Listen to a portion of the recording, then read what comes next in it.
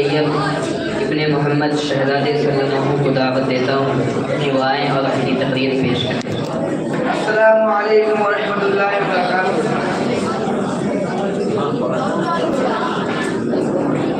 الحمد للہ العلی العظیم والصلاة والسلام علی رسولہ الکریم، اما بعد فاعوذ باللہ من الشیطان الرجیم، بسم اللہ الرحمن الرحیم، وما ارسلناک الا رحمۃ للعالمین، صدق اللہ العظیم۔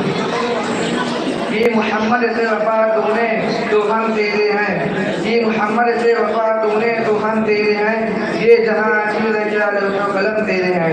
اسٹیج پر رونق افروز مہمان اکرام اور حاضرین جلسہ، پردہ نشین ماؤں اور بہنوں، آج کی اس پر رونق محفل میں میں نبی آخر الزمان رحمت للعالمین صلی اللہ علیہ وسلم کے تذکرے کی سعادت حاصل کرنا چاہتا ہوں۔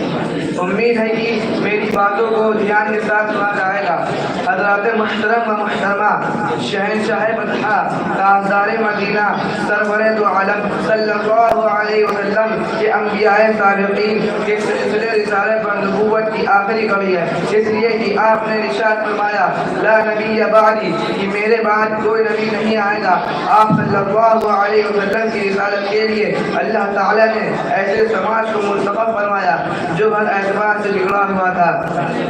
تہذیب و اخلاق سے عاری اہل عرب حیوانیت کی تمام حدیں پار کر چکے تھے، ذرا ذرا سی باتوں پر جنگ کے خوفناک شعلے بھڑک اٹھتے تھے۔ قبیلے کی باتوں پر جھگڑا، کہیں آنے جانے کی باتوں پر جھگڑا، کہیں پانی پینے پلانے پر جھگڑا، کہیں گھوڑا آگے بڑھانے پر جھگڑا۔ بت پرستی مکہ کا دین بن چکا تھا۔ بیت اللہ میں 360 بت تو تھے ہی، اس کے علاوہ گھروں خاندان میں خصوصی بت تھے۔ قبیلے کا بت ایک جدا تھا، کسی کا حکم تھا، کسی کا صفا تھا۔ یہ خنزہ میں وہ نائلہ پر ملا تھا۔ الفرج عزیزان سامعین، جہالت پر گمراہی ہر طرف پھیلی ہوئی تھی، نجات کا راستہ بند ہو چکا تھا۔ نصارہ ہدایت راستے سے بھٹک چکے تھے، یہودی شرک میں مبتلا ہو چکے تھے۔ سامعین اکرام، میری ماں اور بہنوں، ایسے تاریخ دور میں خاتم النبیین صلی اللہ علیہ وسلم کی ولادت ہوئی۔ آپ صلی اللہ علیہ وسلم جن ماحول میں پیدا ہوئے اور جس معاشرے میں پروان چڑھے، وہ سماج اپنی بددینی اور تمام ترجیحات کے باوجود آپ صلی اللہ علیہ وسلم پر اور آپ کے صحابہ پر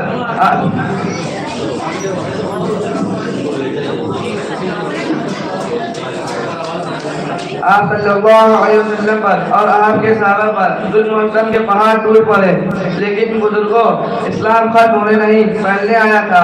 آفتاب رسالت غروب ہونے کے لیے نہیں بلکہ قیامت تک اس دنیا کو روشن کرنے کے لیے طلوع ہوا تھا، اور دنیا نے دیکھا کہ رسول اکرم صلی اللہ علیہ وسلم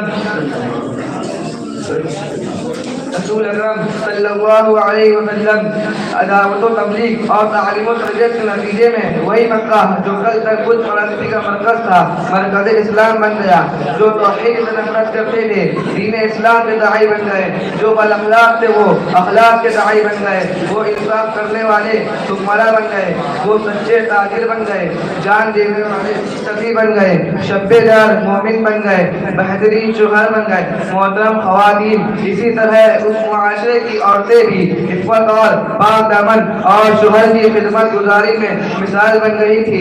اللہ تعالی ہم سب کو آقا صلی اللہ علیہ وسلم پر سیرت پر عمل کرنے کی توفیق عطا فرمائے اور آپ کا سچا امتی بن کر زندگی گزارنے والا بنائے، آمین۔ کچھ دولت پر ناز کرتے ہیں، کچھ صورت پر ناز کرتے ہیں، جن کے ہاتھوں میں دامن مصطفیٰ ہو وہ امتی ہونے پر ناز کرتے ہیں۔ انہی چند باتوں کے ساتھ میں اپنی بات کو مکمل کرتا ہوں۔ وما توفیقی الا باللہ۔